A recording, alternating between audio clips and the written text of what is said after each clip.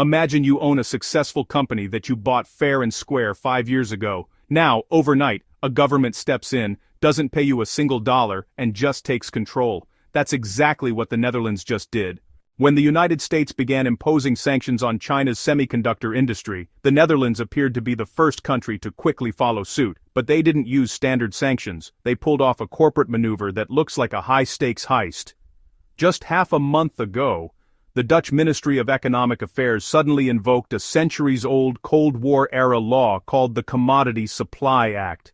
Without any prior warning, they issued an immediate order to freeze the assets and intellectual property of a major Chinese-owned semiconductor company called Nexperia. The fallout was immediate and brutal. The company's original CEO was forcibly replaced by a Dutch national. The next day, a local court transferred 99.99% of the Chinese owner's equity to a third-party custodian. Think of it like a bank account being locked, except, instead of money, it's a massive multi-billion-dollar corporation. The Chinese side was left with just one symbolic share. This move effectively pressed the pause button on everything, from core R&D and capacity expansion to customer deliveries. For example, at Nexperia's German factory, 2 million automotive chips meant for giants like Tesla and Volkswagen were sealed and couldn't be shipped. On the surface, the Netherlands claimed they were doing this for national security, but many industry insiders are calling this a carefully orchestrated scheme, essentially regaining control of a company that was only fully acquired by Chinese capital 5 years ago, and doing it without spending a single cent. It's a zero-cost corporate takeover hidden behind a national security review. So, why did the Netherlands suddenly target this specific firm, and what does this shocking, aggressive move reveal about the escalating global tech war? To understand that, we first need to understand why this company, Nexperia, was so incredibly valuable in the first place. To understand the drama, you have to understand the prize. Nexperia isn't just a random chip company, it is a giant with deep roots. It originated from the standard products division of Philips Semiconductors, meaning it carries a technical lineage and industrial experience of over 60 years. When China's Wingtech technology started acquiring it around 2018, they weren't just buying a business, they were buying decades of proven, mature expertise. Now, why was this specific expertise so essential to China? 2 words: automotive chips. In the global market for power discrete devices, which are the chips that manage power and switch currents in electronics, Nexperia ranks third, but in the specialized high-stakes field of ESD protection chips for automotive electronics, Nexperia is the world's #1 supplier. Think about modern electric vehicles or EVs from companies like Tesla, Volkswagen, and BYD. Each of these cars is a computer on wheels, and each one relies on roughly 1,000 Nexperia chips on average to function safely and efficiently. Automotive-grade chips are, honestly, the industry's ultimate technical hurdle. They have these extremely high barriers, they must pass rigorous quality and reliability certifications and, well, the development cycle from start to mass production usually spans anywhere from 3 to 5 years. For years, Chinese domestic companies have held less than 10% of the global market share in this area. But by acquiring Nexperia in a massive 33 billion RMB deal, China was able to kind of rapidly bypass years of painful research and development. It was like a fast-track ticket to gaining mature process technologies, large-scale manufacturing experience, and, immediate access to the entire European automotive supply chain. Wingtech wasn't just investing, they were securing a strategically vital asset necessary to accelerate the technical upgrade of China's entire EV and semiconductor industry. The Netherlands just put a lock on the crown jewel of that strategy. The seizure of Nexperia, however, isn't just about controlling automotive chips, it's about a deep structural anxiety in the West over China's accelerating technological ascent. What many may not realize is that in recent years, China's semiconductor industry has been rising at an unprecedented pace, quickly making huge leaps in self-reliance. By the year 2025, China's self-sufficiency rate in semiconductor equipment has reportedly increased to 45%. Crucially, the penetration rate of domestic equipment in the memory chip sector has now reached 40%. Think of it, kind of like a country building its own factory machinery instead of buying it from abroad. They are steadily reducing their heavy dependence on foreign technology and making their industrial chain increasingly self-reliant. But the most challenging front has been the lithography machine, which is really the core tool for chip making. This is where the progress has been, honestly, truly shocking. Chinese manufacturers are gradually overcoming this challenge through advanced methods like DUV multiple exposure technology. This technique has enabled them to achieve a technological breakthrough at the 5-nanometer process node. For years, the industry consensus was that only the highly advanced EUV lithography machines could enable this level of manufacturing. China, well, they shattered that belief. This rapid progress has, some serious geopolitical implications. An American magazine once reported that if China can continue maintaining this pace, its share of the global AI chip market could rise from less than 10% today to a dominant 35% by 2030.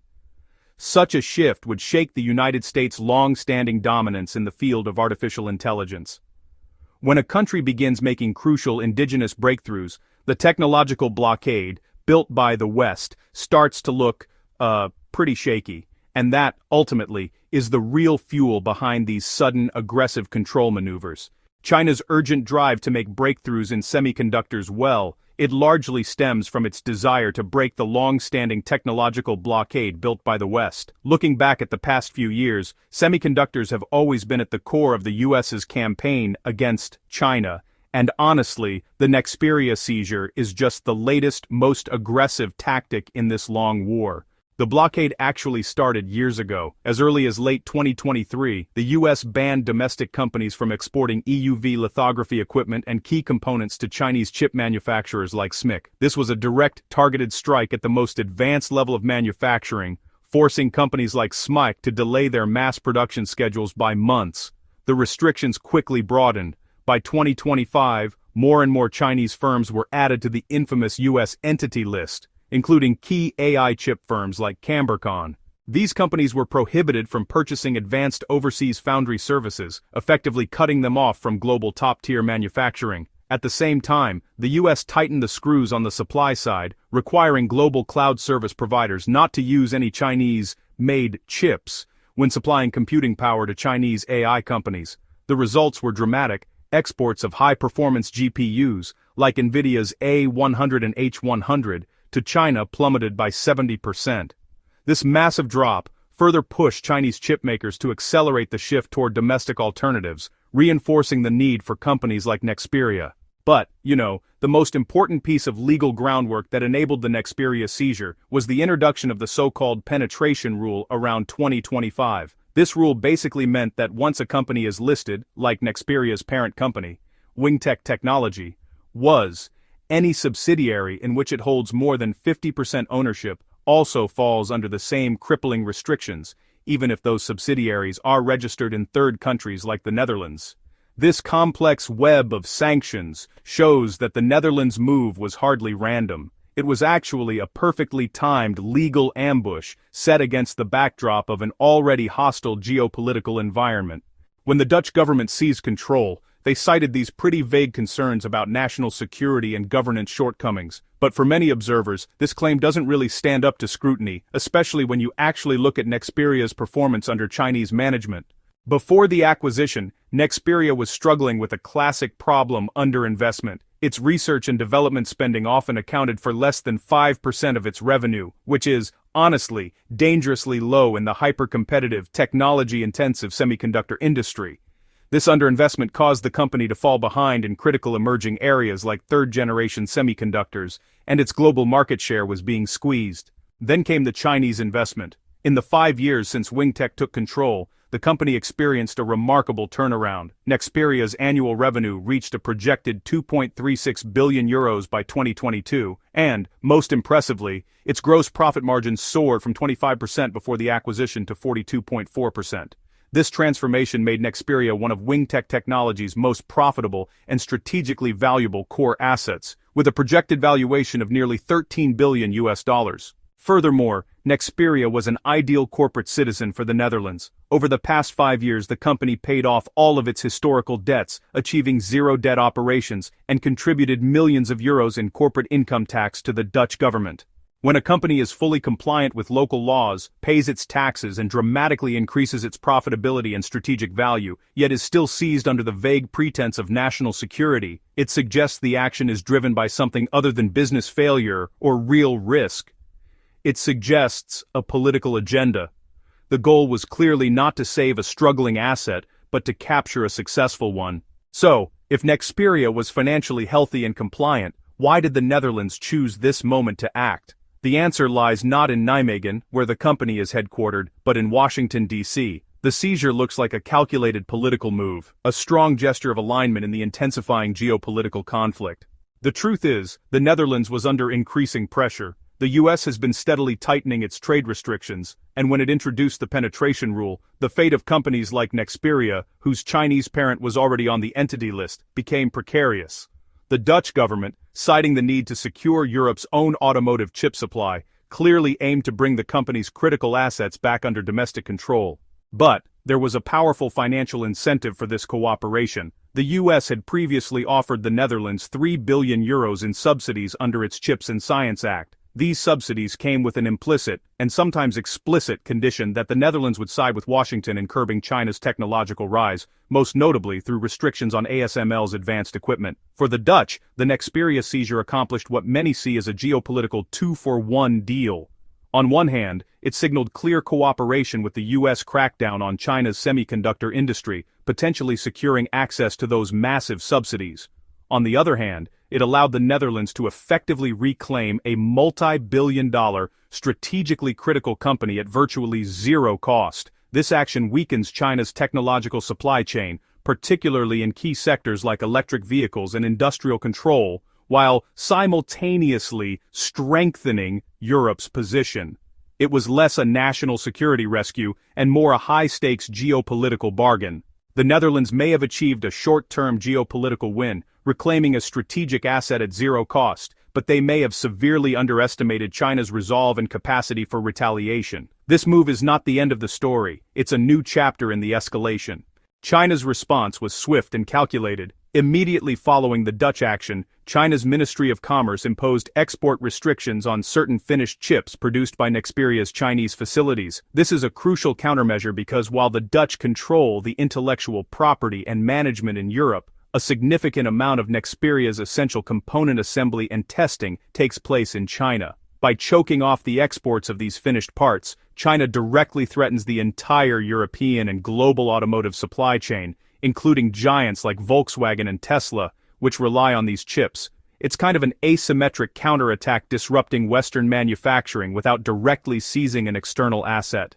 On the corporate level, Wingtech Technology is fully expected to pursue all legal and diplomatic channels, challenging the asset freeze in court and framing the Dutch action as a clear violation of international commercial rules. But the most significant long-term consequence is the final, decisive nail in the coffin of technological dependence. Every aggressive Western action, every new entity list, and now this effective nationalization of a Chinese asset only reinforces Beijing's strategic priority: accelerated domestic replacement. The critical technology Nexperia provided, automotive-grade power devices, will now be a red-hot focus area for domestic companies backed by state funds. China is already a dominant force in electric vehicle manufacturing. This seizure only pushes it harder to achieve total vertical integration in the chips that power those cars. Judging by the trend, China's ability to achieve significant technological independence is not a matter of if, but when. External restrictions certainly pose challenges, but to truly halt this determined technological advancement and the momentum built over the last decade, I think, won't be so easy. What we have witnessed with the Nexperia case is not a typical merger and acquisition dispute. It is a watershed moment in the global semiconductor war. It demonstrates the new reality where geopolitics dictates business strategy, and economic assets can be weaponized and effectively nationalized under the thin veil of national security. The Netherlands, prompted by United States geopolitical goals, carried out a strategic maneuver that was both shocking in its execution and, honestly, brazen in its lack of compensation. In doing so, it has secured a critical European supply chain asset, but at the cost of deeply damaging the trust of foreign investors and proving to China, definitively, that relying on Western technology, even through full ownership, is no longer a safe bet. This seizure will not stop China's technological ascent. Instead, it serves as another powerful accelerant for the nation's relentless pursuit of self-sufficiency. The outcome of this global tech war will be determined less by the imposition of blockades and more by the speed and success of indigenous innovation. So, what about you? What's your take on this aggressive move by the Netherlands? Do you believe the national security claim is justified, or was this purely a zero-cost asset grab? And what do you think China's next retaliatory step will be in this escalating tech rivalry? Let us know your thoughts in the comments below. To not miss out on our future projects and news updates, please make sure you subscribe to our channel and turn on notifications. We will continue to provide you with more exciting and interesting content. Thank you for watching.